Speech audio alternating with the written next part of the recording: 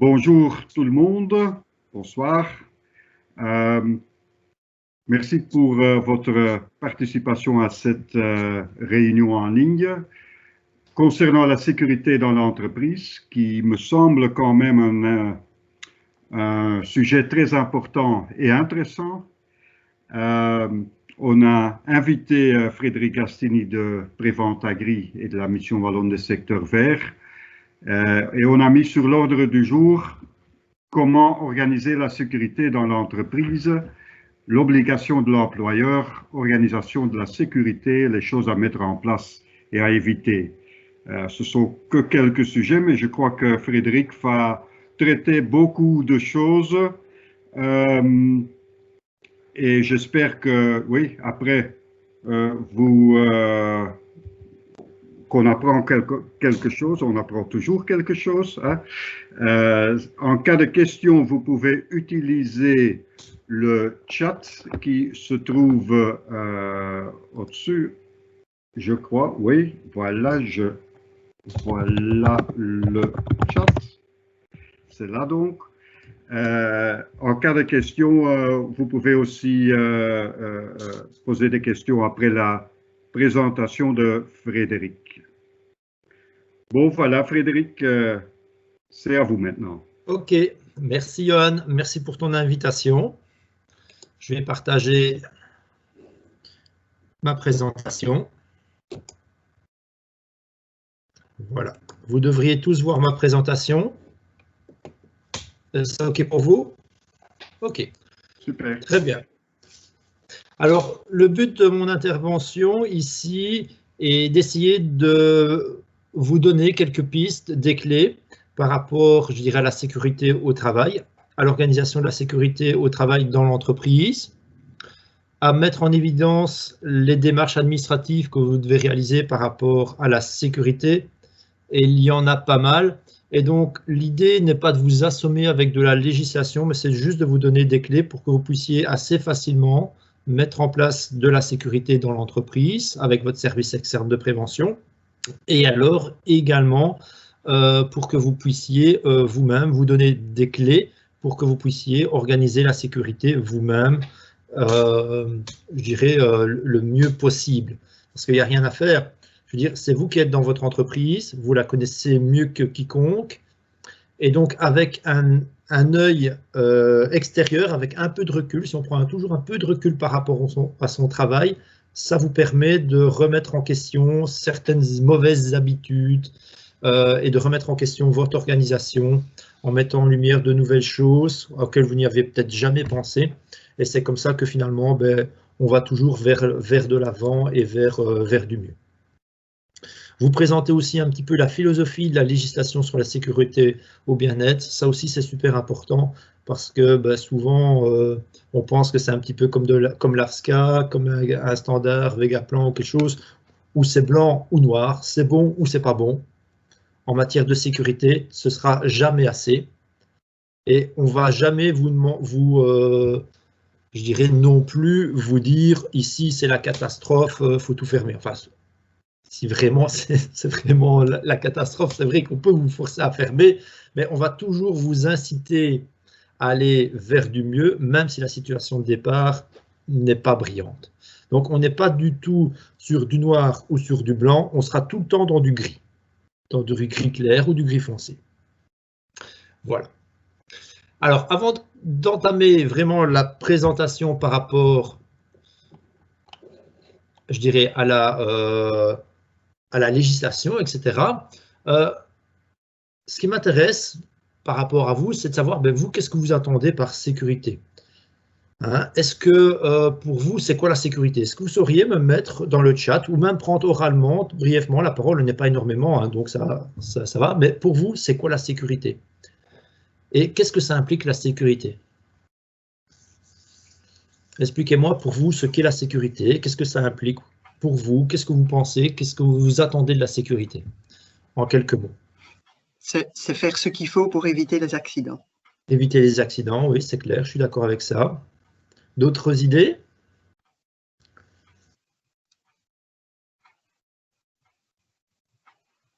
N'oubliez pas d'allumer votre micro. Hein.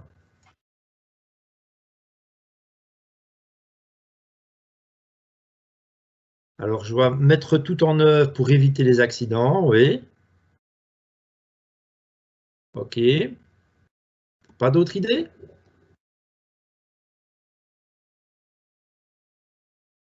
OK. Donc, la sécurité, quand on va parler de sécurité, faire de la prévention, on va parler aussi de prévention, de protection, oui, effectivement. Moi, j'aime bien cette image. Je la montre systématiquement à chaque formation qui touche à la sécurité, donc je la montre assez souvent, parce que ça illustre bien ce qu'est la sécurité. Quand vous travaillez dans la sécurité, vous n'avez jamais de jauge qui vous indique exactement où vous en êtes au niveau sécurité. Ça n'existe pas, c'est pas possible. Quand on parle de sécurité, c'est jamais que la situation de quelqu'un qui se sent à l'abri de danger qui est rassuré. Donc forcément, en fonction de votre expérience, en fonction de vos habitudes, en fonction de votre état d'esprit, en fonction du nombre de bières qui se trouvent sur la table, ben, votre niveau de sécurité va varier. Et donc, quand on parle de sécurité, ben, en fait, c'est quelque chose qui est quand même qui est très subjectif. Alors, nous, on peut vous aider au niveau de la mission wallonne des secteurs verts via le service Prevent Agri, en organisant des conférences, des sensibilisations, des formations. Mais on peut aussi se déplacer en exploitation pour vous donner un coup de main pour tout ce qui est mise en place de la sécurité en entreprise, par rapport à l'aménagement des locaux, du local phyto, pour vous donner un avis sur la sécurité en général, sur l'organisation, ce genre de choses. Alors, on va d'abord parler des accidents. Quand on parle des accidents, il y a plusieurs définitions. Et quand on va parler d'accident au niveau sécurité, d'un accident de travail, on va parler d'un événement qui est soudain, brutal, qui occasionne un dommage corporel survenu par le fait ou à l'occasion du travail. Donc ça, c'est quelque chose qui est très important, c'est le terme de soudain. C'est quelque chose qui doit être tout de suite. Je ne sais pas si vous avez déjà eu l'occasion d'avoir un accident chez vous et d'avoir la mauvaise expérience d'avoir l'assurance qui débarque pour faire l'enquête sur la sécurité, etc. Mais l'assurance, hein, une fois que donc en tant qu'employeur, vous devez souscrire à une assurance accident de travail, l'assureur va essayer de déterminer est-ce qu'il y a un accident ou pas.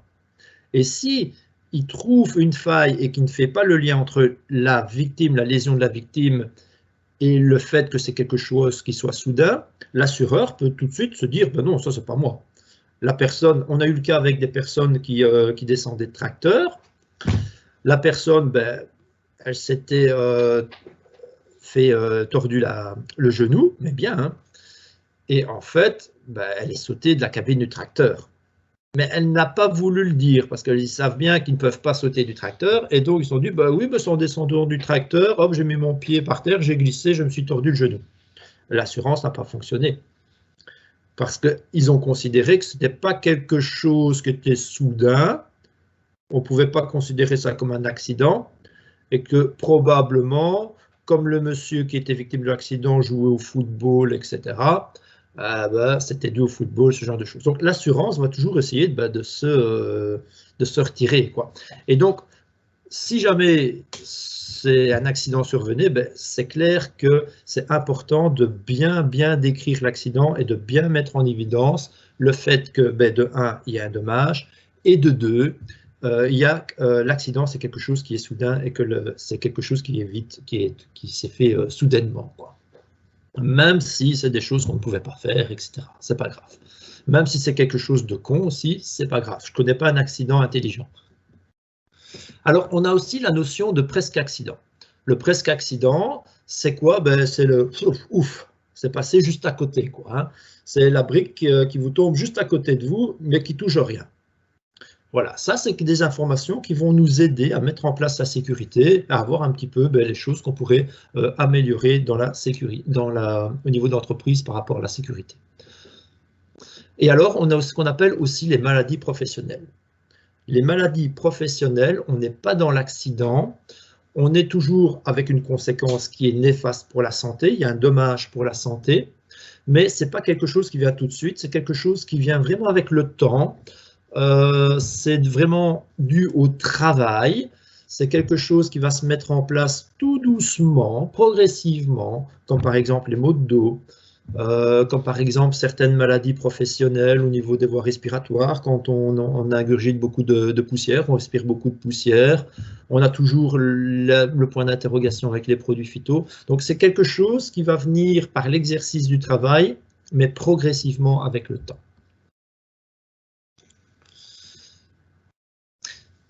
Alors, quand on parle d'accident, donc on sait que c'est quelque chose qui est malheureux, il y a un dommage, c'est rapide. Alors, souvent, c'est dû à des actions dangereuses. Très rarement à des situations dangereuses. Et je dirais que dans la très grande majorité des cas, ce n'est pas à cause d'une machine, c'est plutôt à cause d'une personne ou de plusieurs personnes. Très souvent, dans les accidents, ils ont une origine humaine, une défaillance humaine, parce que la personne n'a pas voulu entretenir la machine, parce qu'elle a court-circuité les dispositifs de sécurité, pour tout un tas de mauvaises raisons. Et donc ça, c'est souvent ce que l'on observe au niveau des accidents, c'est que la personne qui a été victime de l'accident, elle était victime parce qu'elle ne savait pas mettre en place la sécurité, parce qu'elle ne pouvait pas le faire, elle n'est pas capable de le faire, ou tout simplement parce qu'elle ne voulait pas le faire. Alors, un accident, quel que soit, je dirais, le niveau d'assurance de la victime et de l'entrepreneur qui a un ouvrier qui est blessé, ça va toujours engendrer un coût. L'assurance ne va jamais tout couvrir. On va avoir des frais directs et on va avoir des frais indirects. Ça, c'est clair. On va avoir des démarches administratives, des tracasseries, du stress. Il faudra peut-être remplacer la personne qui est victime de l'accident. On va faire venir une première personne qui ne sera peut-être pas la bonne. Il faudra peut-être en faire venir une deuxième, etc. Ça prend du retard. On a une désorganisation. Il y a toujours des conséquences indirectes avec des frais qui font que voilà, un accident, ça va toujours vous coûter de l'argent. Alors, quand on va faire de la prévention sur une entreprise, on va toujours essayer de travailler sur ce qu'on appelle la pyramide des risques. La pyramide des risques, c'est quoi? On considère que souvent que on a un mort pour 10 accidents très graves, statistiquement. Pour 10 accidents très graves, on en a 10 moins graves et ainsi de suite. Malheureusement, on ne sait jamais dire quand ni qui sera accidenté gravement ou sera le mort dans l'accident. Ça, on ne sait pas le prédire à l'avance. Et donc, quand on va faire de la sécurité, on ne sait pas travailler sur le dessus de la pyramide, on est obligé de travailler sur la base de la pyramide. Et donc, l'idée, c'est d'essayer de réduire un maximum la base de la pyramide pour essayer d'éviter qu'on ait le mort et les accidents graves. Donc, essayer d'éviter un maximum les comportements à risque et essayer d'éviter un maximum tout ce qui pourrait, je dirais, induire des accidents pour espérer que statistiquement, on n'arrive pas au sommet de la pyramide avec un mort ou un accident grave. Ça, c'est l'idée. Alors, tiens, petite question. On a plusieurs secteurs qui s'affichent donc à l'écran, la sidérurgie. Vous voyez mon pointeur, ma petite flèche? Ouais? Ok. On a l'agriculture, la poste, le bâtiment, sidérurgie, la police, etc. À votre avis, parmi ces différents secteurs, quels sont les secteurs les plus à risque? Écrivez-moi ça dans le chat ou vous pouvez prendre la parole, il n'y a pas de souci. Qu'est-ce que vous en pensez? Bâtiment, ouais, effectivement, le bâtiment se trouve dans le top 3. Bon, en agriculture aussi. Ben oui, si je vous parle d'agriculture, forcément, hein, on est aussi dans le top 3. Et alors, le transport. Ouais. Alors, la sidérurgie, non. La sidérurgie, non. Le bâtiment, ça, oui. La sidérurgie, ils ont fait de très gros efforts. Hein. Et c'est vrai que quand on entend qu'il y a un accident, généralement, c'est un accident grave. Mais comparé au nombre de travailleurs qui travaillent encore en sidérurgie par rapport au nombre de travailleurs qui sont en agriculture, en fait, on a deux indices qui permettent de mesurer la dangerosité d'un secteur. C'est le taux de fréquence d'accident et le taux de gravité d'accident. Le taux de fréquence d'accident, c'est la fréquence d'un accident dans le secteur, dans les entreprises, qu'il soit petit ou gros. Et le taux de gravité, C'est si jamais il y a un accident, en moyenne, ben, est-ce qu'il est grave, est-ce qu'il n'est pas grave, combien de jours d'invalidité de travail il y a, etc. On peut très bien avoir des secteurs où j'ai des taux de fréquence très, très hauts et des taux de gravité très bas. Je sais pas moi, peut-être dans les bureaux, on se blesse avec son agrafeuse, ça arrive souvent, on se coupe avec une feuille de papier, c'est pas très grave. Et on a des secteurs où j'ai des taux de gravité très hauts et des taux de fréquence très bas. Un démineur, par exemple, je ne sais pas, vous avez déjà entendu parler d'un accident avec un démineur? Non, moi non. Mais par contre, s'il se trompe de fil, ben on est sûr qu'il y a un mort, quoi. Eh bien, en agriculture, on a des taux de fréquence et des taux de gravité très hauts. Et que ce soit dans le bâtiment, dans le transport, c'est aussi similaire. On atteint les mêmes statistiques. Quand j'ai été voir les statistiques au niveau des travaux techniques, on a une moyenne nationale de 16,5 en fréquence d'accident. Et en termes de fréquence d'accident, pour les travaux techniques, on a 27,9. Moins quand même que, par exemple, tout ce qui est entreprise de parc et jardin. Un petit peu plus que les autres productions, je dirais, agricoles, où on a quand même pas mal d'accidents pour tout ce qui est production animale. Beaucoup moins que la sidérurgie. Beaucoup plus que la sidérurgie, pardon. Et quand même moins que le bâtiment. Et la forêt aussi, qui est un gros secteur où il y a des accidents. Quand on parle d'agriculture, on réunit tout ce qui est animaux, forêt et entreprises de parc et jardin. En termes de gravité d'accident, par contre, là, on est à 6,3. La même chose qu'au niveau du bâtiment. Sidérurgie, 1,1. Donc voilà, et la moyenne nationale, elle est à 1,7, pour vous donner une ordre d'idée. Au niveau des chiffres d'accidents, qu'est-ce que ça représente? J'avais été chercher les chiffres, mais ça, ils sont juste à la dia après. Mais quand on parle d'accidents en agriculture, tiens, à votre avis, quelle est la principale cause d'accident pour tout le secteur agricole?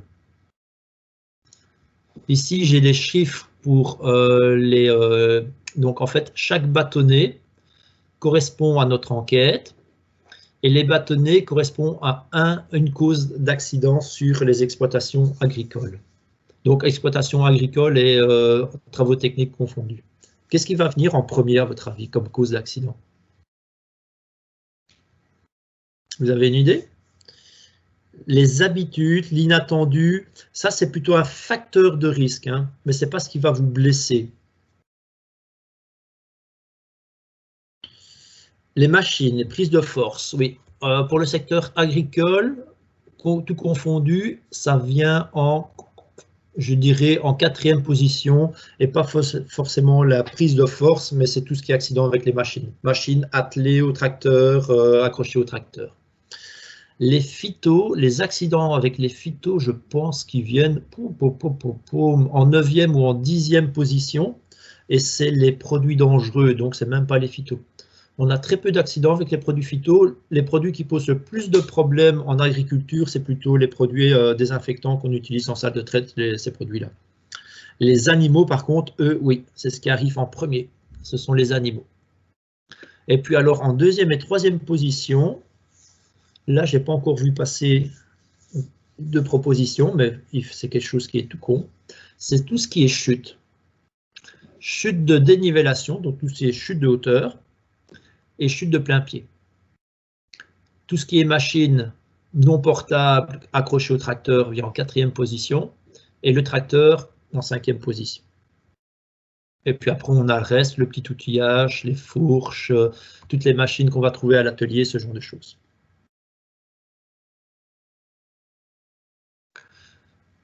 Pour les travaux techniques, d'après les accidents qu'on a suivis, c'est tout ce qui est chute de plein pied, chute de dénivellation, machine, tracteur, et alors tout ce qui est outillage au niveau de l'atelier, qui sont des sources d'accidents.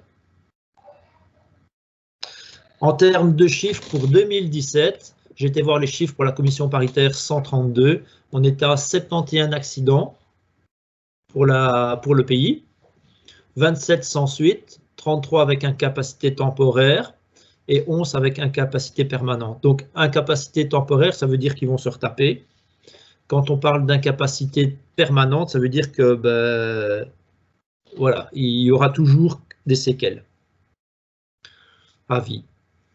Donc voilà, ça représente quand même 15% d'accidents très graves, quoi. On n'a pas eu de mort, donc ça c'est très bien. Souvent quand on a un mort, c'est plutôt un accident de la route, quelque chose comme ça. Ok, des questions par rapport aux statistiques au niveau des accidents?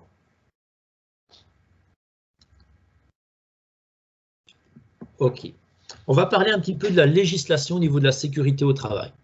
Alors, je vais essayer de ne pas trop essayer de vous endormir par rapport à la législation parce que ça peut être très vite rébarbatif.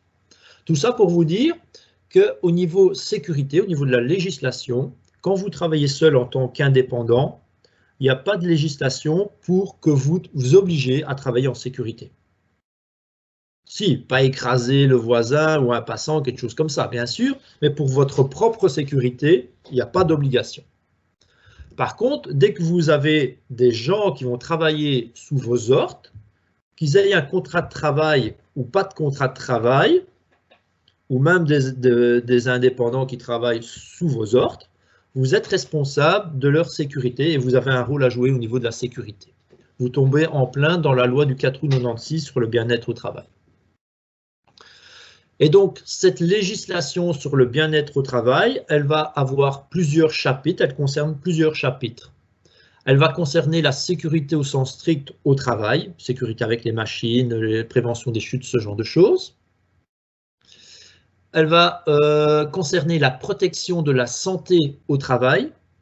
Donc, une des obligations de l'employeur, c'est de s'assurer que la personne qui travaille pour elle est capable physiquement de réaliser le travail qu'on va lui demander.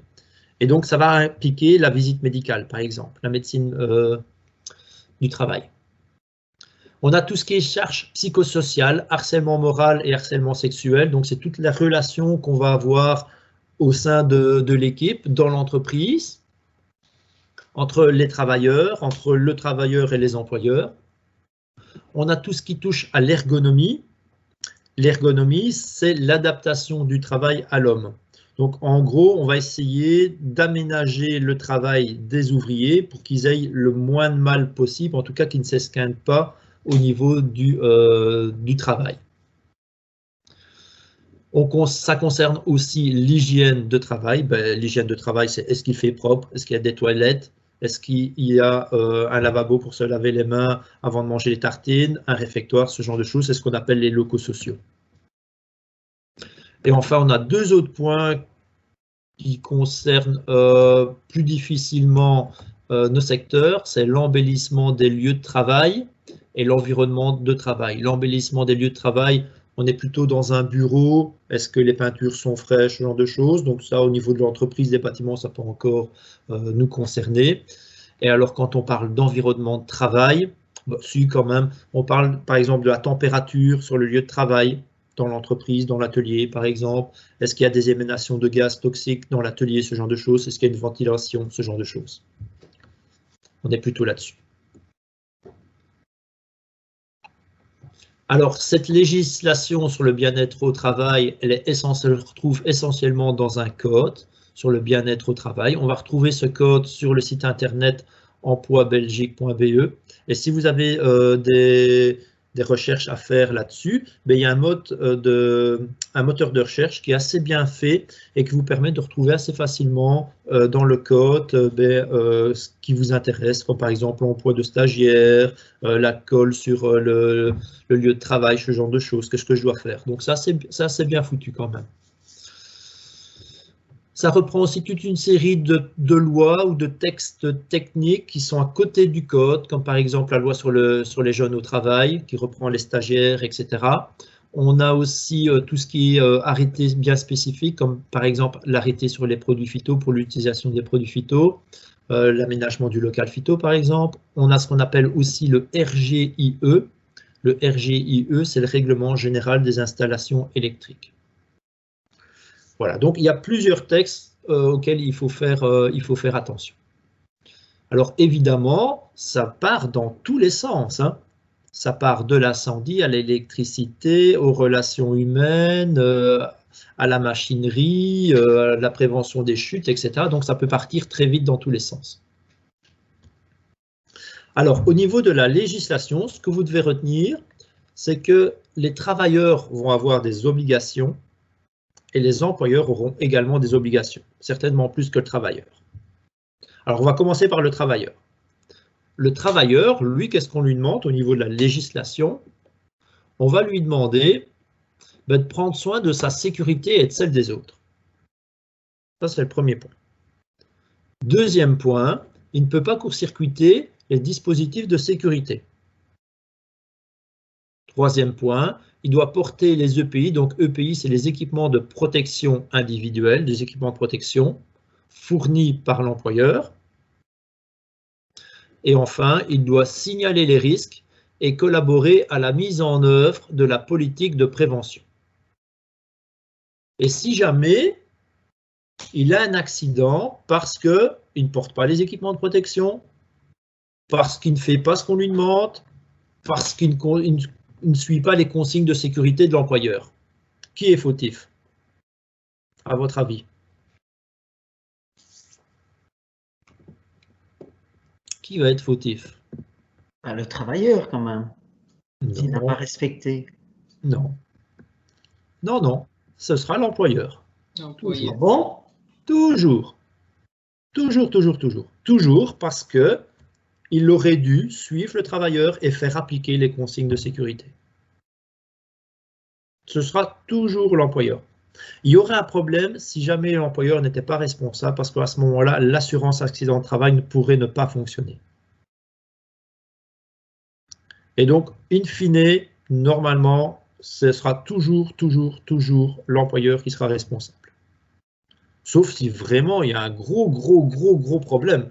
Imaginons que vous lui expliquez les consignes de sécurité et pendant 20 fois, avec preuve écrite et tout le bazar, avec preuve écrite, hein, il faut encore avoir les preuves, et qu'il se pète, ben là, à ce moment-là, l'assurance pourrait se retourner contre le travailleur. Possible. Mais sinon, vous serez toujours tenu comme responsable. Et ce n'est pas un gros mot, hein. On ne va pas vous mettre en prison pour ça, hein. Il y a l'assurance accident de travail qui est là pour tourner. Alors, au niveau de l'employeur, qu'est-ce qu'on va lui demander? On va lui demander de prendre les mesures nécessaires afin de promouvoir le bien-être des travailleurs. Ça va passer par une réalisation, une approche planifiée et structurée de la gestion des risques. Donc, il va falloir pouvoir prouver, montrer de bonne foi que vous tenez compte de la sécurité dans votre entreprise et que vous planifiez ça dans votre entreprise. Et donc, ce qui est demandé en minimum au niveau de la législation, c'est de réaliser une analyse de risque des lieux de travail et de réaliser des plans de prévention. En fait, 2 plans de prévention. Un plan de prévention à 5 ans et un plan de prévention à 1 an. On vous demande aussi de déterminer la politique de prévention, les compétences, les responsabilités des personnes chargées de sa mise en œuvre. Donc ça, en gros, c'est qui fait quoi au niveau de l'entreprise. L'entrepreneur, il doit s'assurer que quand il va engager du personnel, le personnel soit correctement formé, qu'il ait les compétences pour réaliser le travail qu'on va lui demander. Ça, c'est quelque chose qui est super important parce qu'on constate que les accidents arrivent plus souvent lorsque la personne est inexpérimentée. C'est là qu'on a le plus d'accidents. Et donc, c'est important que quand vous avez une personne qui arrive dans votre entreprise, vous la preniez en charge, vous-même, ou vous désignez un ouvrier, une marraine en gros, hein, qui lui explique le fonctionnement de l'entreprise. Je vais vous montrer après un plan de prévention qui explique le fonctionnement de l'entreprise, les habitudes, s'il y a des tâches particulières, ça vaut la peine de le suivre pour voir s'il réalise correctement les tâches, hein, parce qu'il y en a beaucoup qui disent « ouais, je sais faire », mais bon, en réalité, hein, c'est pas toujours faire. Ça a l'avantage aussi de vous épargner de la casse mécanique, hein. Donc ça, c'est super important. Et l'idéal, c'est d'avoir une preuve que ça s'est bien fait, quoi, hein, parce que si jamais il a un accident grave, on pourrait très bien venir, il y aura toujours une enquête qui sera là derrière, et on va vous dire, ben oui, mais qu'est-ce que vous avez fait pour que la personne puisse se mettre dans le bain et travailler correctement. Est-ce que vous l'avez accompagné? Est-ce que vous l'avez écolé? Est-ce que vous l'avez suivi? Enfin, ce genre de choses, quoi. Ça, c'est clair. Donc ça, c'est au niveau de la compétence, de la formation. Ensuite, on doit s'assurer aussi que la personne, les ouvriers, les travailleurs, aient les bonnes informations pour effectuer le travail qu'on va leur demander. Donc, il ne faut pas que ça parte en sucette, comme on dit. Non, il faut lui donner les bonnes informations pour qu'il puisse travailler correctement, parce qu'il a normalement les compétences pour travailler correctement. Enfin, au niveau donc de l'employeur, il faut qu'il assure le suivi médical de ses travailleurs. Et donc ça passe par la médecine du travail. Donc, vous êtes tous affiliés à un secrétariat social qui gère les salaires, etc. Généralement, ces secrétariats sociaux sont de cheville avec des services externes de prévention, ce qu'on appelle les SEPP, qui vont réaliser des visites des lieux de travail pour donner un avis et vous conseiller aussi par rapport à la sécurité. Et ils vont réaliser aussi les visites médicales des ouvriers. Normalement, un ouvrier en entreprise de travaux techniques, il doit aller une fois par an à la visite médicale, hein. Je ne sais pas si c'est le cas chez vous, mais normalement, ça doit être la tapée, quoi, hein. C'est un service que vous payez, hein. Oui, c'est un service qu'on paye, c'est vrai. Donc, c'est pas toujours ces visites médicales, c'est un petit peu, on les paie, c'est vraiment rudimentaire, hein. oui. Pour le paiement qu'on nous demande, franchement, ça pourrait être quand même un peu plus suivi quand même, hein. Ouais, je suis assez d'accord. C'est des médecins qui n'ont pas eu leur numéro UNAMI, etc. Donc, enfin bon, voilà, c'est des médecins de queue, comme on dit. Parce que bon, j'ai déjà suivi des visites médicales et ouais, franchement, c'était bon, voilà. Par contre, j'ai un ami, quand je travaillais dans mon emploi précédent, c'est avec une visite médicale qu'on lui a détecté son cancer du poumon. Sinon, avant, il n'y avait pas de signe, quoi. Donc, je dirais qu'il y a peut-être plus de moins bons médecins que de bons médecins, mais bon, quelquefois, c'est quand même fort utile parce que ça lui a permis de soigner son cancer très, très vite, quoi.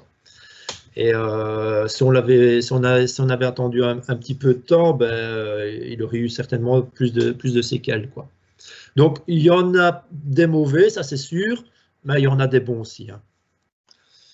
Franchement, chez nous, en tout cas, c'est une visite éclair et à part les peser et leur dire qu'ils ont grossi ou qu'ils ont maigri un petit peu d'un an à l'autre.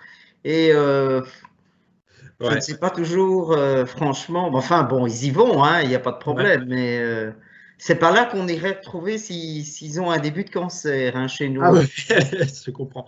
Et il ne faut pas hésiter à râler, hein.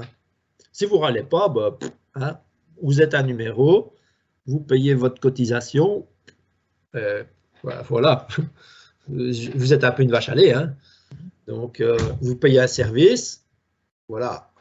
Chez toi, Annie, les ouvriers sont suivis beaucoup plus? Non, non, une fois par an. Une fois par an. Oui, mais leur visite médicale, c'est vraiment… Ah, non, c'est très sommaire aussi et c'est vrai que ça ne dure pas très longtemps. Non, sur 10 minutes, ils sont sortis. Oui. On va faire un test d'ouïe, test de vue, leur demander s'ils utilisent des produits phyto, ce genre de choses. Certains font des prises de sang, hein. Oui, David a eu de temps en temps une prise de sang, mais l'autre ouvrier, à part lui dire qu'il a grossi… Il faut le faire travailler plus, qu'il ne grossisse pas trop. Ah ouais, je crois que c'est Monsieur Deflante, il voit aussi que, ouais, on voit dans les chats aussi que chez lui c'est la même chose. Donc voilà, je suis assez d'accord avec vous. Généralement, c'est… la dernière par GSM en plus. Ah oui, ça par GSM, ça faut pas accepter, ça, hein, c'est pas possible. Ça, c'est pas possible de faire ça. Enfin, donc voilà. Qu'est-ce que tu as dit, Annie? Je vois que Emmanuel de Flandre, il écrit, c'est comme ça chez nous aussi, très sommaire, et la dernière par GSM. Ah oui.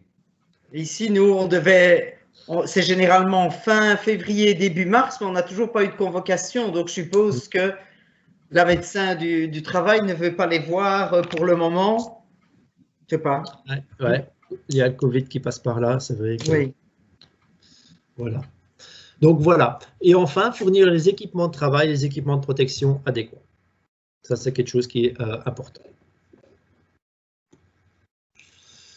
Alors, au niveau des plans de prévention, donc je vous avais parlé d'un plan de prévention. Les plans de prévention, vous devez avoir un plan de prévention à 5 ans et un plan de prévention à 1 an. Les plans de prévention vont partir de l'analyse de risque que vous allez réaliser dans votre exploitation.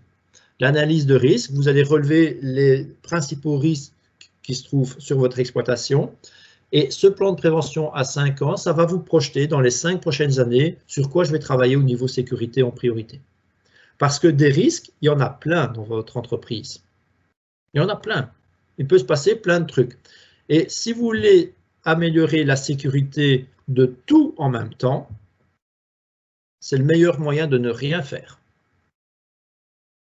Ce qui vaut mieux, c'est essayer d'identifier les risques les plus importants dans votre exploitation, identifier les risques les plus faciles à régler et travailler sur cela en priorité. Et ça va être beaucoup plus efficace que d'essayer d'améliorer les choses comme ça un petit peu partout en une seule fois.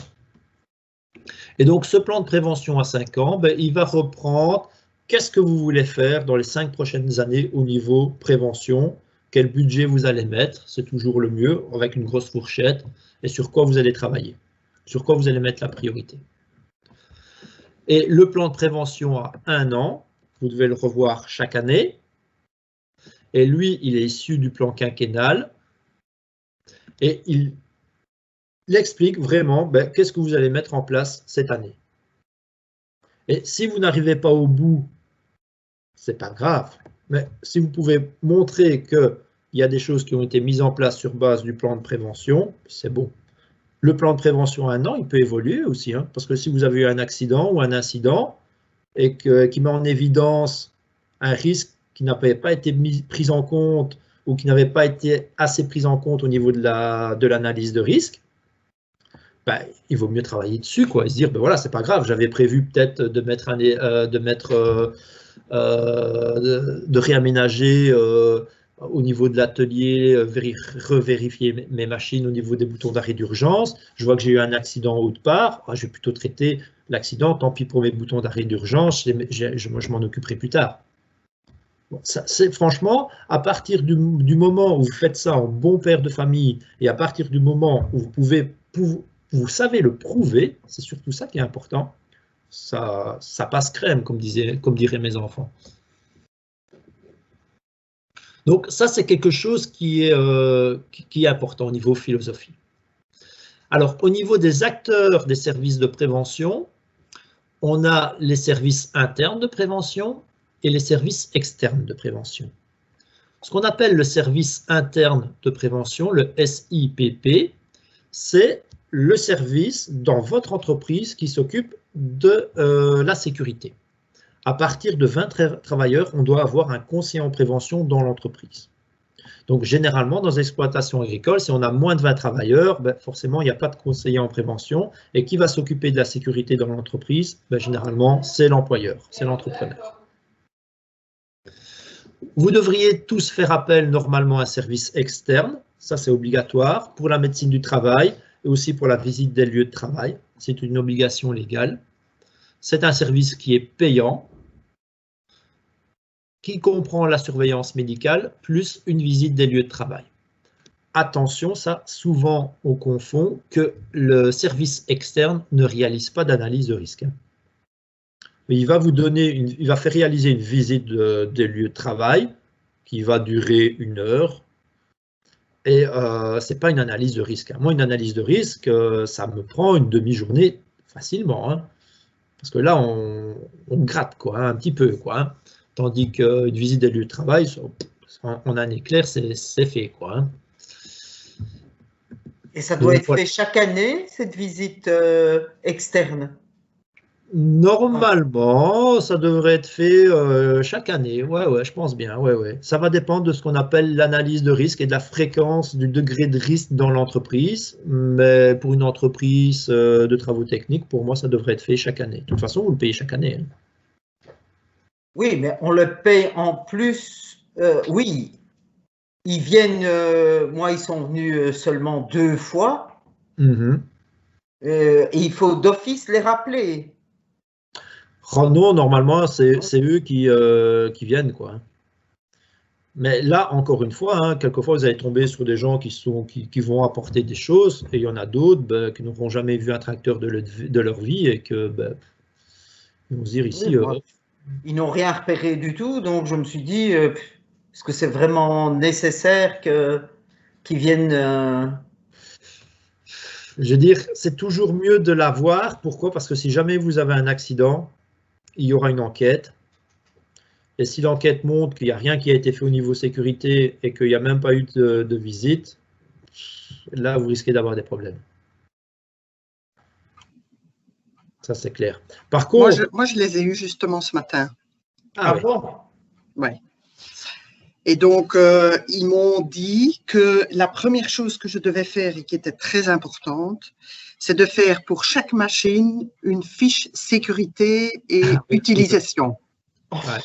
Mettre ça dans une farde, faire lire par tout le personnel et ils doivent me signer un papier comme quoi ils ont lu toutes les instructions.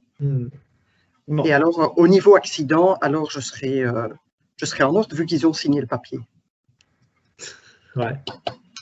Ils m'ont dit que ça, c'était la première chose à faire. Ouais. Et rien d'autre? Par exemple, ils ont vu la charrue, donc je dois expliquer comment accrocher une charrue, dire qu'on ne peut jamais passer en dessous, faire tout un manuel d'utilisation.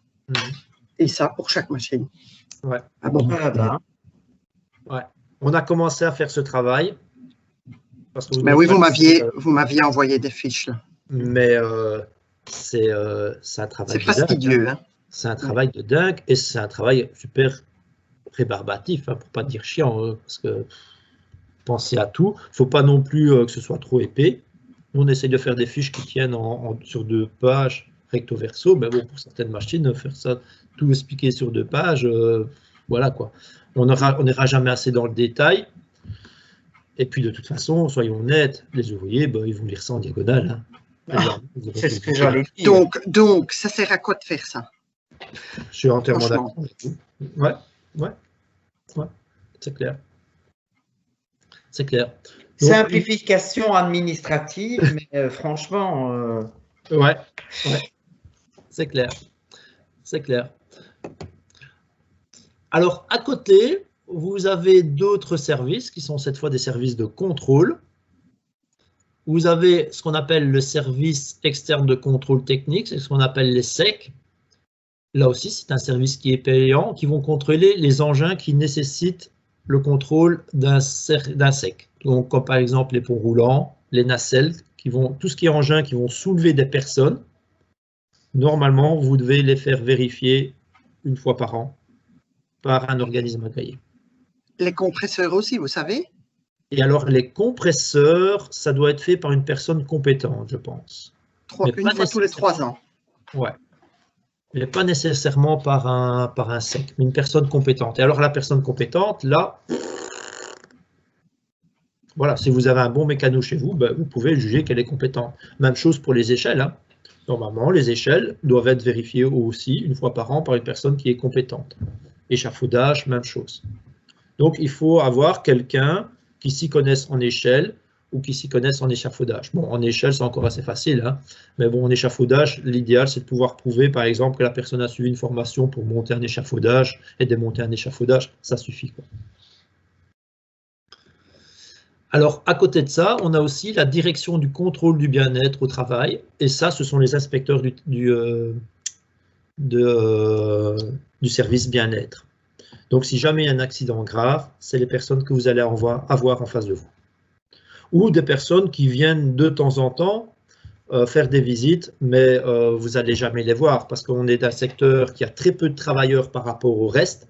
Et donc, eux vont plutôt aller faire viser le bâtiment, tous les secteurs qui sont plus gros, quoi. Donc, ceux-là, vous ne les verrez pas, sauf si vous avez un accident grave chez vous, ce que je ne vous souhaite pas. Maintenant, je vais vous dire honnêtement, pour avoir discuté avec ces personnes, on n'est pas du tout sur, comme je l'ai expliqué tantôt, quelque chose où c'est bon, c'est pas bon, hein. Ce sera toujours gris. Ce sera toujours gris. C'est des gens qui sont quand même humains. On n'est pas sur quelqu'un comme Alaska ou qui dit avec sa checklist, hein. Non. Il va mener une enquête. La première chose qu'ils vont vous demander, est-ce que vous avez une analyse de risque? Est-ce que vous avez un plan de prévention? Si vous avez une analyse de risque, un plan de prévention, ça va aller. Si vous avez utilisé ce plan de prévention et que vous avez mis en place des choses, et que vous pouvez le prouver, bien sûr, hein, et que vous pouvez prouver que d'année en année, vous allez vers un mieux au niveau sécurité, à ce moment-là, ça va bien se passer. Par contre, si vous n'avez pas d'analyse de risque, si vous n'avez rien fait au niveau sécurité, vous n'avez pas de plan de prévention, il n'y a rien qui a été fait au niveau sécurité depuis 1 an, là, vous allez avoir des problèmes. Ça, c'est clair. C'est sûr. Ça, c'est certain. Ils sont ici conscients, ces gens, des difficultés du secteur, hein. Ils savent très bien que quand ils vont dans une entreprise où il y a un conseiller en prévention, etc., normalement, allez, je veux dire, au niveau sécurité, ça doit tourner. Dans une entreprise agricole, horticole, il y a rarement un conseiller en prévention, on n'est pas formé à la sécurité, on travaille avec beaucoup de choses, grosses machines, etc. Et dès que ça dérape, forcément l'accident devient très grave. Et donc tout ça, ils en sont conscients. Et donc, je ne vais pas dire qu'on est un peu plus laxiste avec nous, mais en fonction de comment ça s'est passé, en fonction de l'enquête qui aura été faite et en fonction, est-ce qu'il y a eu des choses qui ont été faites ou pas au niveau sécurité, ils vont être un peu plus laxistes et tenir compte en tout cas du contexte dans lequel l'ouvrier travaille, quoi. Donc, on n'est pas du tout sur quelque chose qui est avec des œillères, quoi. Ça, c'est clair. Mais par contre... Oui.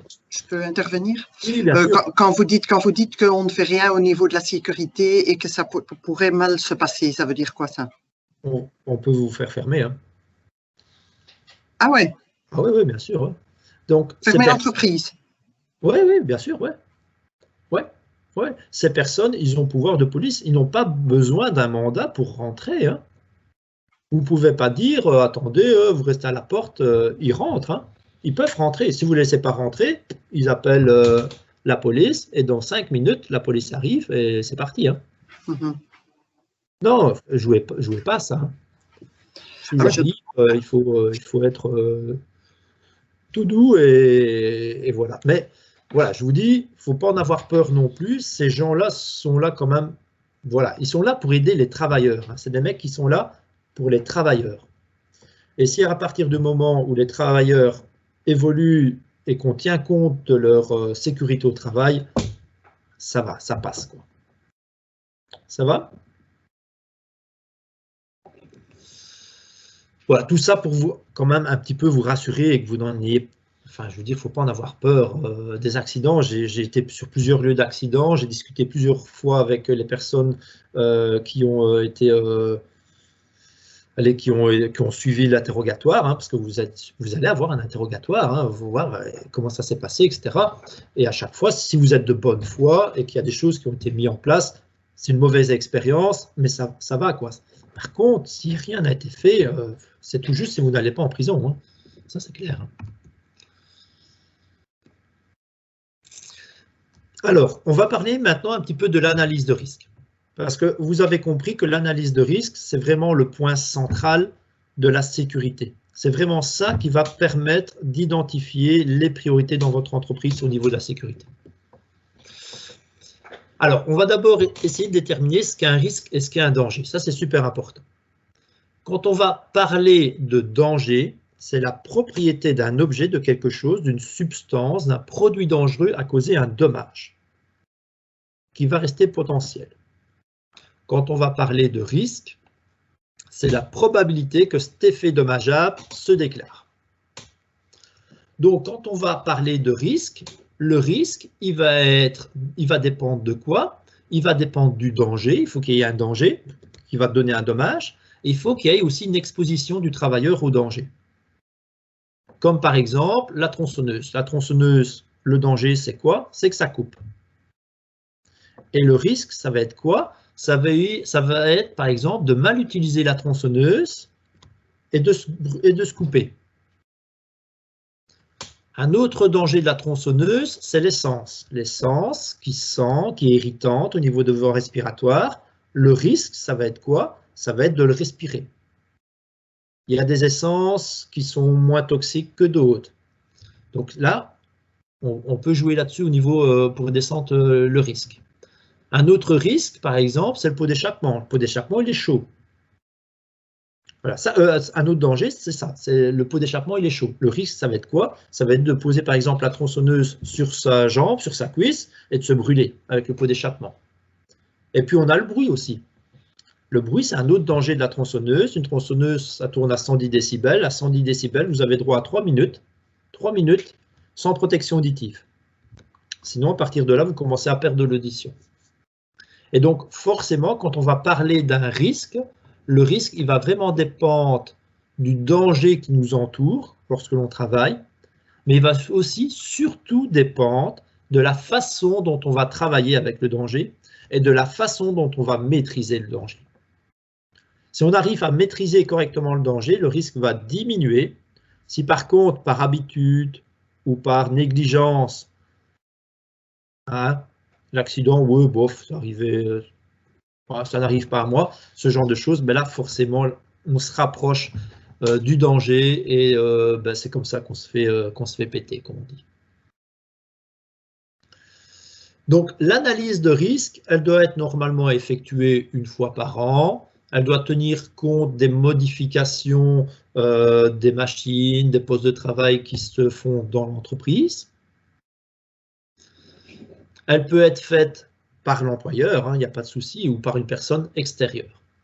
Alors, selon vous, quels sont les risques principaux présents sur une exploitation de travaux techniques? Qu'est-ce que vous en pensez? À quoi je dois faire attention dans mon analyse de risque? Quels sont les éléments qui doivent être pris en compte dans l'analyse de risque au niveau de l'entreprise? Est-ce que vous avez des idées? Commencez déjà peut-être par les risques les plus importants et puis après, ben, on avance un petit peu. N'hésitez pas, écrivez sur le chat ou j'essaie un petit peu de commenter, de vous orienter ou prenez la parole, n'hésitez pas. Glisser peut-être sur une tache d'huile qu'une machine aurait perdue malencontreusement et l'ouvrier arrive et glisse sur la tache d'huile qu'on n'a pas mis de l'absorbant tout de suite. Par exemple, oui, et donc là on peut travailler, ben, est-ce que l'absorbant est facilement accessible ou pas, est-ce que tout le monde sait où ça se trouve, ce genre de choses.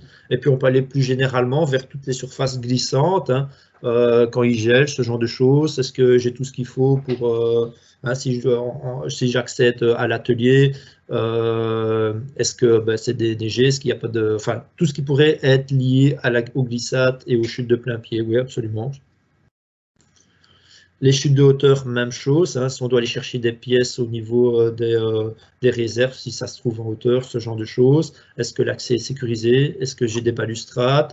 Est-ce que j'ai des rambardes? Mais est-ce que j'ai aussi au pied de la rambarde une plainte pour éviter que j'ai une pièce qui me tombe sur la tête du gars qui se trouve juste en dessous, ce genre de choses? Tout ce qui est attelage de la machine, travail en hauteur, ouais. Pincement, brûlure dans l'atelier. Donc là, on va travailler sur les équipements de protection, sur la façon dont les gens vont travailler. Est-ce que j'ai des aides à la manutention des pièces, ce genre de choses? Ouais.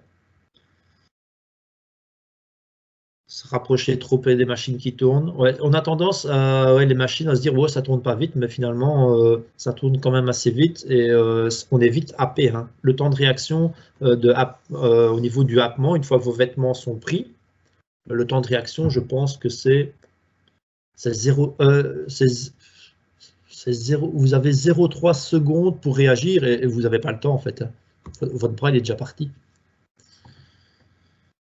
Ouais, discus, travailler sur la machine à l'arrêt, les projections. Ok, vous êtes fort sur les machines. Ouais, ok. Moi, quand je fais une analyse de risque, hein, ben, je vais essayer de tenir compte de tout ce qui est chute de plein pied. Donc, chute de plein pied, ça va être quoi? Ça va être tout ce qui est glissade et aussi trébuchement. Hein. Si par exemple, j'ai des trous pour accéder à l'atelier ou ce genre de choses. Tout ce qui est chute de hauteur, tout ce qui est manutention mécanique, manutention manuelle. Donc tout ce qui est grue, etc. Manutention manuelle, c'est tout ce qui est manutention de charges lourdes. Tout ce qui est machinerie, est-ce que les machines au niveau du tracteur sont en ordre? Est-ce que les protections sont mises en place? Est-ce que la signalisation des engins est en place et est visible? Même chose pour le tracteur. Les machines fixes, hein, je pense aux machines de l'atelier. Est-ce qu'elles sont fixées au sol? Est-ce que j'ai des boutons d'arrêt d'urgence? Est-ce que j'ai le rangement est correct? Est-ce que j'ai des supports pour, par exemple, au niveau des perceaux sur colonne, ce genre de choses? Est-ce que j'ai les protections adéquates sur les tours? Tout ça. Tout ce qui est outillage aussi, petit outillage, disqueuse, est-ce que les capots sont là? Ce genre de choses. Les produits chimiques en général, les huiles, les solvants, les peintures. Est-ce que les produits inflammables sont séparés de tout ce qui pourrait mettre le feu? Les déchets, la gestion des déchets, les poussières. Est-ce qu'il y a beaucoup de poussières ou pas? Les poussières sont cancérigènes. Tout ce qui est vibration. Est-ce que j'ai des machines qui font beaucoup de vibrations? Est-ce que je peux pas essayer d'améliorer un petit peu les choses? Tout ce qui est ambiance de travail, la température dans l'atelier quand on travaille, est-ce qu'il ne fait pas trop chaud, trop froid, etc. Tout ce qui est échappement, gaz qui pourrait être produit par le travail, le bruit, l'ambiance sonore dans l'entreprise, le compresseur, etc. La circulation dans l'exploitation, la circulation routière, l'électricité en général, l'incendie en général, l'éclairage dans les bâtiments, l'hygiène au travail, est-ce que j'ai des toilettes ou pas, est-ce qu'il fait propre, etc. Tout ce qui est relation avec l'extérieur, avec les entreprises qui viennent vous fournir, livrer le mazout, ce genre de choses. Les clients qui viennent éventuellement dans l'atelier, est-ce qu'ils sont canalisés pour éviter qu'il aille passer son curieux dans l'atelier, ce genre de choses. Tout ce qui est risque psychosocial, relations entre les personnes, etc., gestion des conflits, du harcèlement, politique de l'alcool et drogue sur le lieu de travail. Est-ce que vous avez dans le contrat de travail une ligne ou un paragraphe qui traite de ça? Une procédure pour l'accueil des nouveaux travailleurs, est-ce que c'est prévu? Est-ce que vous avez une étape qui est hiérarchisée? Les consignes en cas d'urgence, je fais quoi s'il y a le feu, s'il y a une personne qui est victime d'un accident, qui j'appelle, etc. Est-ce que je peux moi-même donner les premiers soins? Donc, quand vous avez une analyse de risque, ben, il y a tout ça, et j'en ai oublié. Hein. Il y a plein de choses à tenir à l'œil. Et donc, c'est quelque chose qui est super complexe et qui ne se fait pas en une cuillère, en un coup de cuillère à peau, ça c'est sûr. Est-ce que vous avez des questions par rapport à ça? Ça va, oui? Alors, je vais vous expliquer un petit peu comment gérer et faire peut-être vous-même votre analyse de risque. Et ce qui est super important, en tout cas, quand on va mettre de la sécurité, c'est de bien intégrer la sécurité dans votre méthode de travail, via l'ordre, le rangement, la communication, la coordination, ça c'est super important. Et alors, détecter et évaluer les risques, parce que des risques, il y en a plein dans l'entreprise. Et donc, l'idée, c'est d'essayer de travailler d'abord sur les risques principaux. Alors, pour pouvoir travailler sur les risques principaux, il faut d'abord les identifier. Ça, c'est quelque chose qui est important parce que souvent, quand on travaille, on a tendance à ne plus voir les risques qui vous entourent, à ne plus voir les dangers, Et donc, qu'est-ce qui se passe? Ben, on commet des imprudences et on se fait attraper par la machine, par exemple. Une fois qu'on a identifié un risque, on va essayer de l'évaluer. Et pour pouvoir évaluer un risque, ben, posez-vous 3 questions. La première des questions, c'est est-ce que c'est réaliste qu'il y ait l'accident? Est-ce que c'est réaliste que quelqu'un puisse se faire attraper? Si vous répondez oui, on passe aux questions suivantes. Si vous répondez non, on passe à un autre risque, il y en aura bien assez derrière. Deuxième question à se poser, si vous répondez oui, c'est réaliste, posez-vous la question, est-ce que ce truc, l'ouvrier le fait souvent?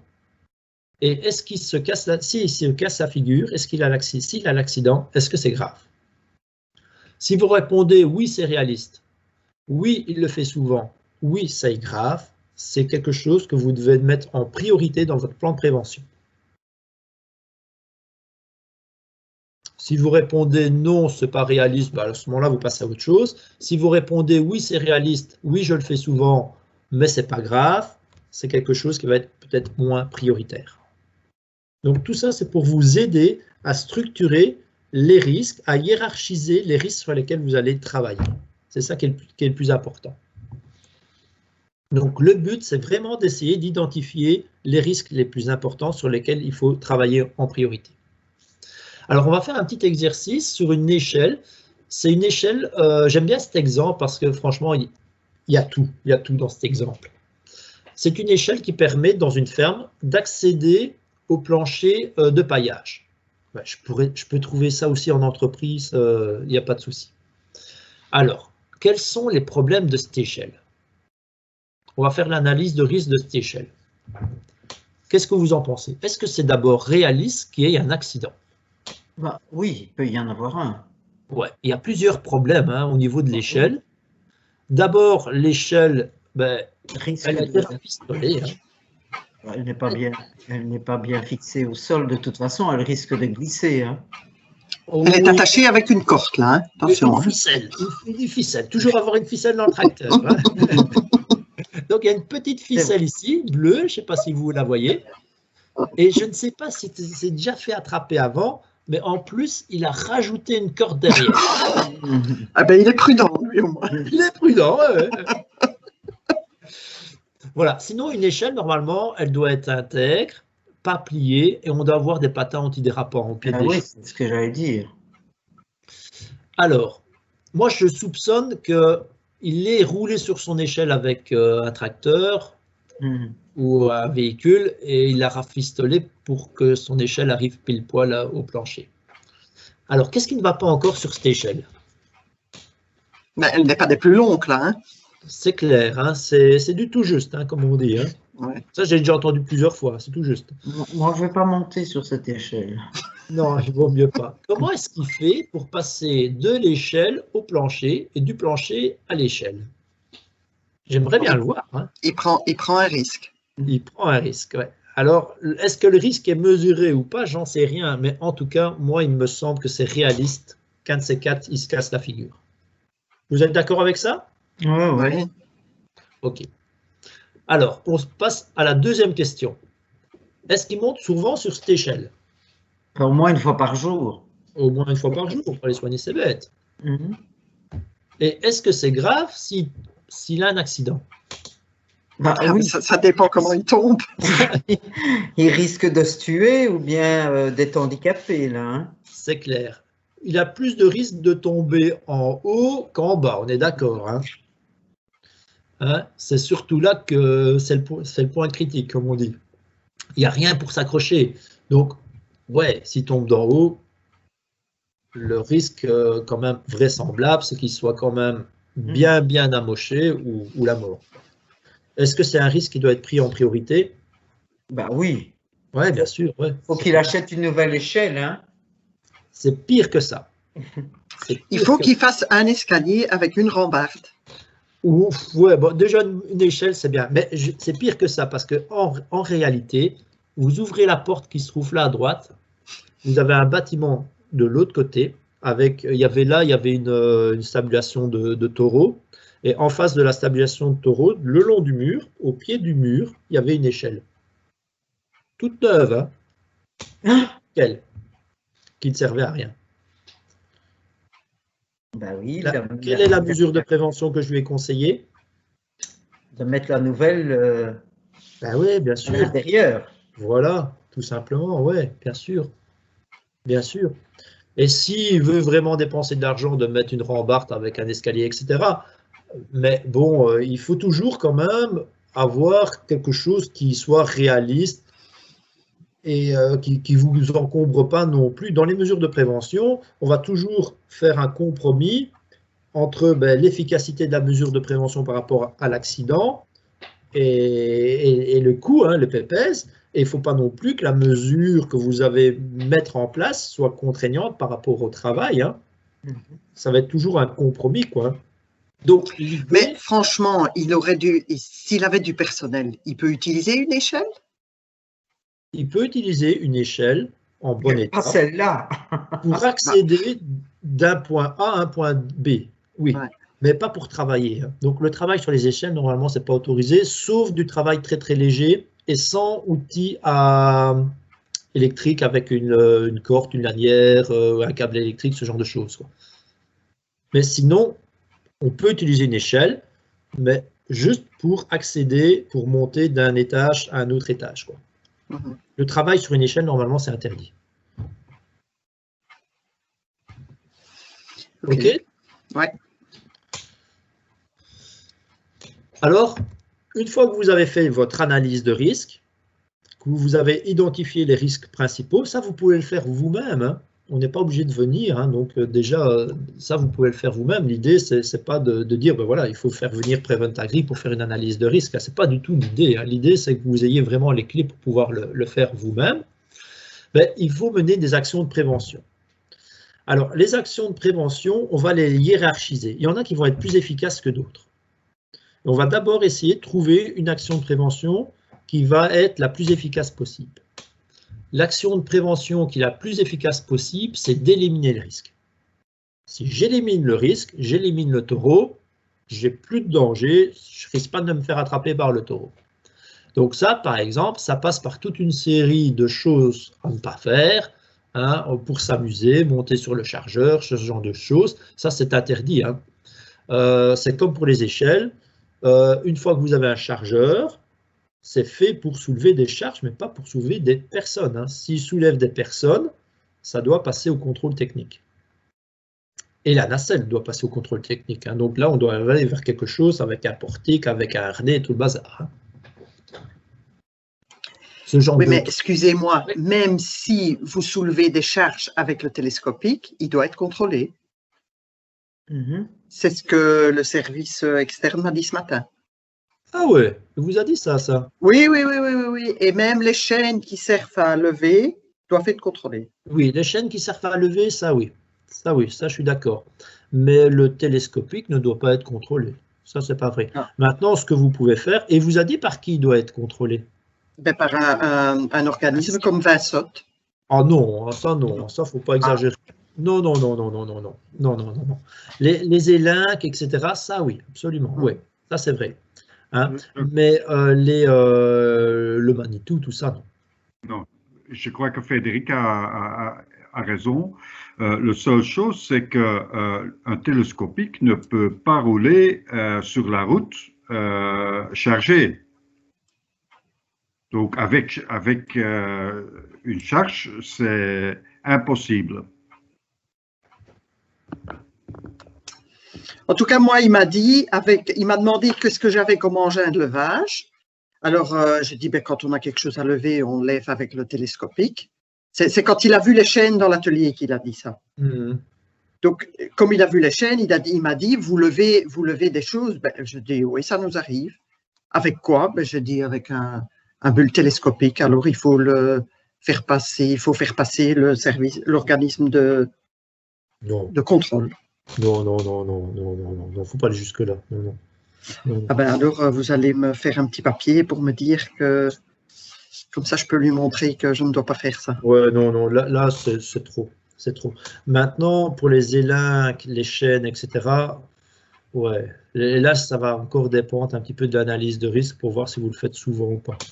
Le minimum que vous devriez faire, c'est au moins d'avoir une personne compétente pour vérifier les chaînes, les câbles, etc., pour voir s'il n'y a pas des maillons qui sont déformés ou s'il n'y a pas une entame sur des élingues, ce genre de choses.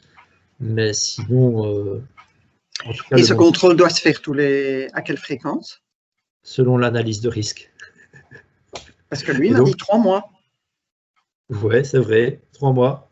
3 mois, c'est le minimum, mais en fonction de la fréquence d'utilisation de du matériel, le SEC va dire, bon, ouais, non, ici, on peut venir une fois tous les ans, c'est déjà suffisant, ce genre de choses.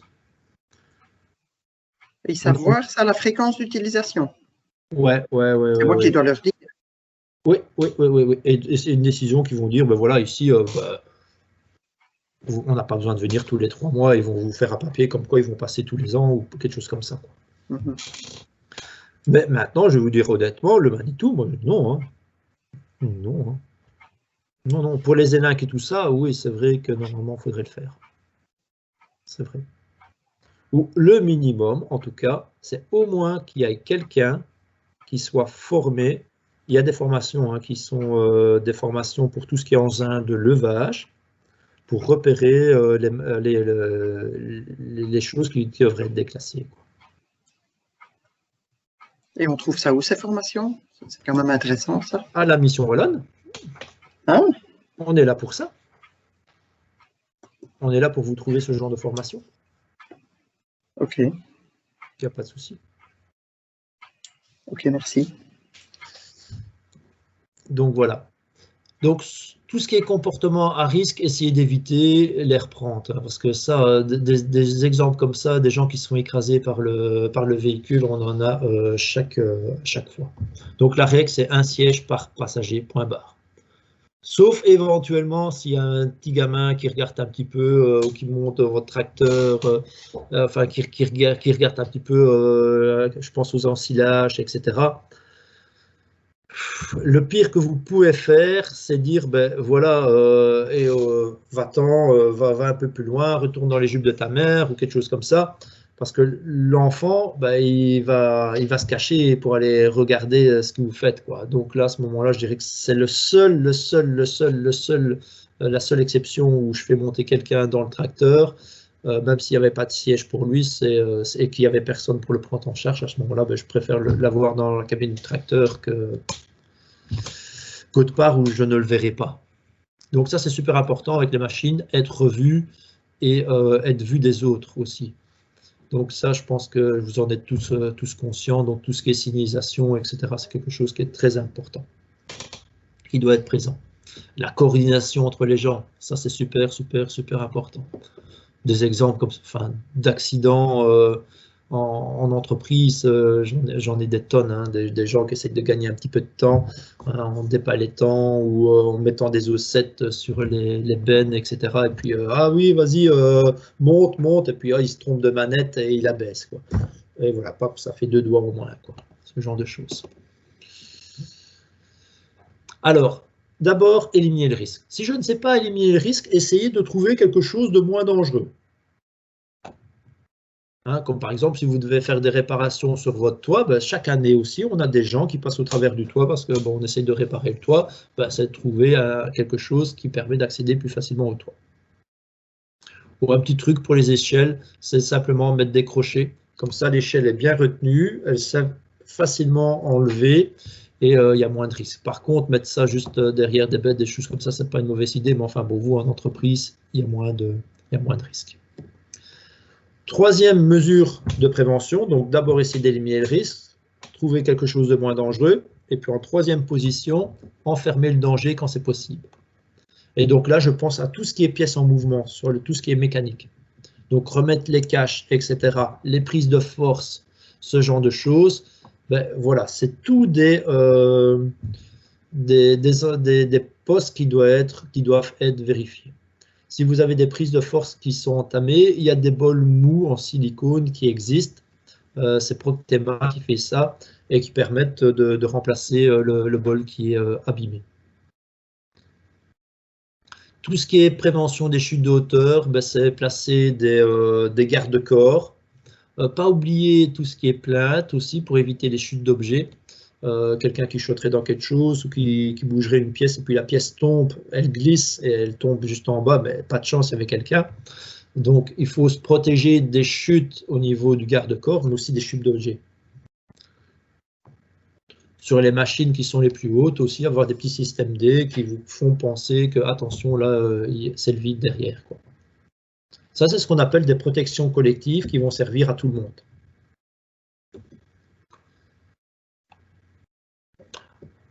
Tout ce qui est rangement, je trouve aussi que c'est une protection collective parce que c'est quelque chose qui est participatif, quoi.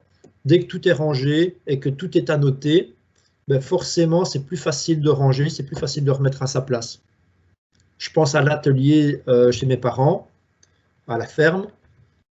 Il n'y a rien qui est annoté. C'est le bordel. C'est le bordel. On ne sait pas s'y retrouver. Tandis que si tout est annoté, si chaque chose a une place, ben forcément, on aura tendance à remettre les outils, les pièces au bon endroit. Tout ce qui est électricité aussi, hein, les capots, tout ça, bien refermé, tout ça, tout ce qui est, et que ce soit intègre. Et alors, enfin, se protéger. Et là, ça passe par les équipements de protection. Donc, quand je vais gérer un risque, ne pas venir tout de suite avec les équipements de protection, mais d'abord essayer d'éliminer le danger, trouver quelque chose de moins dangereux, mettre des caches, enfermer le danger si c'est possible, et après, je viens avec les équipements de protection. Mais jamais venir en priorité, comme mesure de prévention, avec les équipements de protection. Parce que là, vous ne faites pas de la prévention, vous faites de la protection. C'est plus efficace de faire de la prévention. Parce que quand vous faites de la prévention, vous empêchez l'accident d'arriver. Vous empêchez de la casse mécanique et vous empêchez de la casse humaine. Quand vous faites une mesure de prévention avec des équipements de protection, vous ne faites que de la protection. Vous n'empêchez pas l'accident. Donc, toujours essayer de privilégier d'abord les mesures de prévention et puis après les mesures de prévention s'il y a toujours un risque résiduel. Et donc là, ça passe par tout ce qui est les gants, les masques, les chaussures de sécurité, ce genre de choses. Donc là, si vous avez besoin d'un coup de main aussi au niveau du choix des équipements de protection, ben, on peut essayer de vous aider par rapport à tout ça. Voilà, tout ce qui est bruit, ça on en a parlé. Et alors, tout ce qui est signalisation, ben, pour moi, ce n'est pas une mesure de prévention. Parce que moi, je pars toujours du principe qu'un autocollant, un panneau, ça ne va pas forcément être vu et ça ne va certainement pas être forcément respecté. Alors, la marque des protecteurs mous, c'est SPM qui fait ça. SPM. Et le nom, c'est Protecma. Mais je me suis renseigné ici, pour l'instant, avec le Covid, ils ont arrêté la production. En fait, c'est des soufflets mécaniques qui ralissent pour protéger des pièces mécaniques. C'est des soufflets pour protéger les pièces mécaniques et pour l'instant, ils ont arrêté temporairement la production. Mais c'est SPM qui fait ça avec, bon, je vais le noter dans le chat. SPM.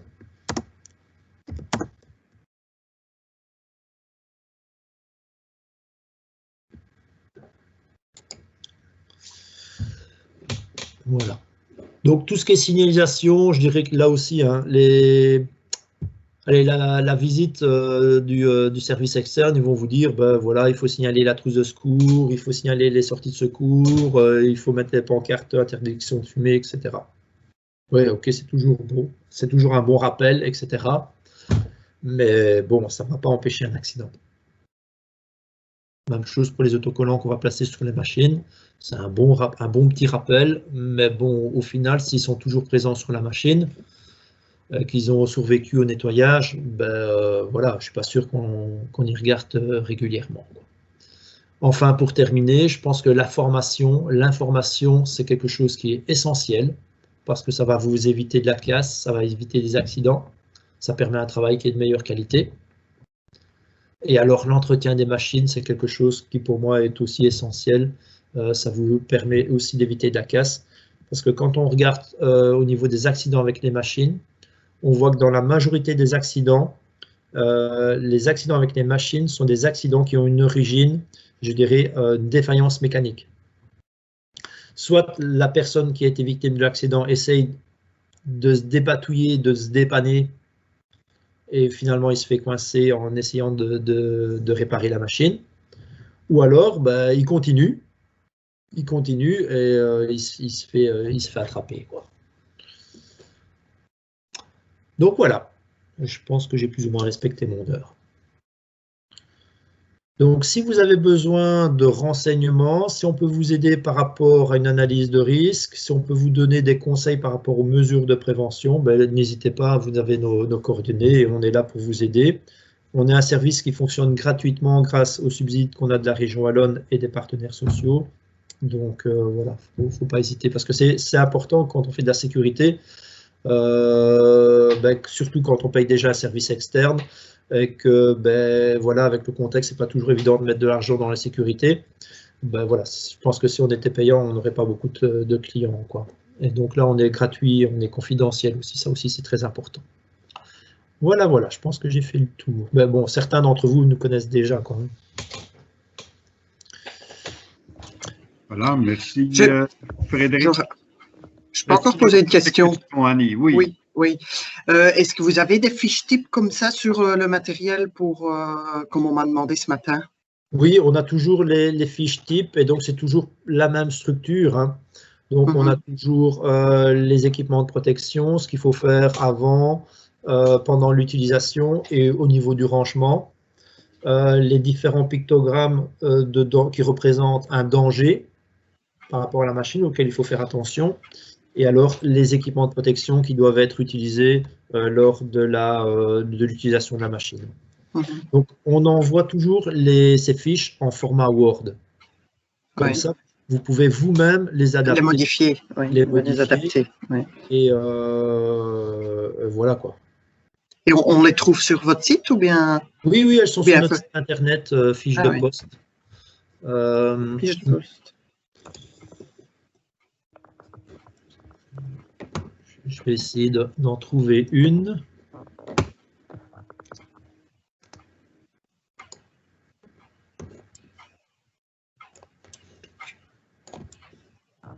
Alors, je ne dis pas qu'il y en a des centaines, hein, parce que c'est vraiment quelque chose qui est...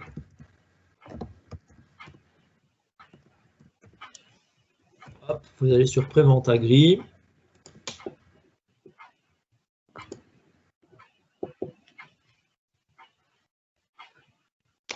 Voilà.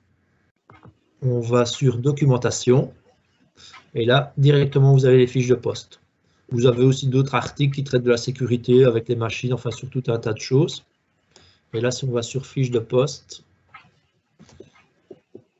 on a des fiches de poste par secteur, au niveau équestre, au niveau parc et jardin horticulture et au niveau agriculture élevage.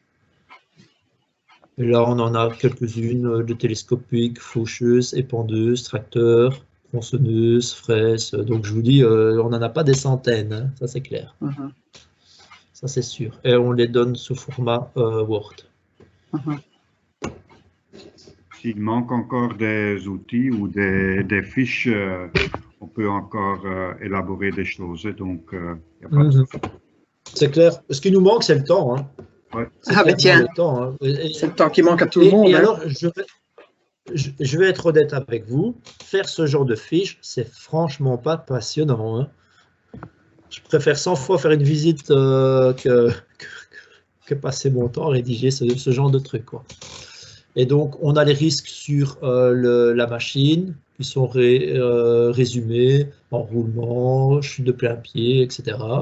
Les équipements de protection à utiliser, les instructions en toute situation, avant le travail, pendant le travail, et après le travail, plus les mesures en cas d'urgence. Et donc, généralement, avec ça, ils sont contents. Ben, on peut peut-être un peu faire du copier-coller là-dedans, non? Absolument, oui, c'est toujours plus ou moins la même chose qui revient, quoi. Je pense. Maintenant, on essaye quand même toujours, parce que bon, quand on met ça sur Internet, on en a beaucoup plus en réserve, en stock, ben, il faut qu'on aime bien les faire un peu valider par des mécanos, des choses comme ça. Parce qu'une fois que ça se trouve sur Internet, après, oui, il faut que ce soit correct, évidemment. Ouais. On ne sait plus revenir en arrière. OK, merci beaucoup.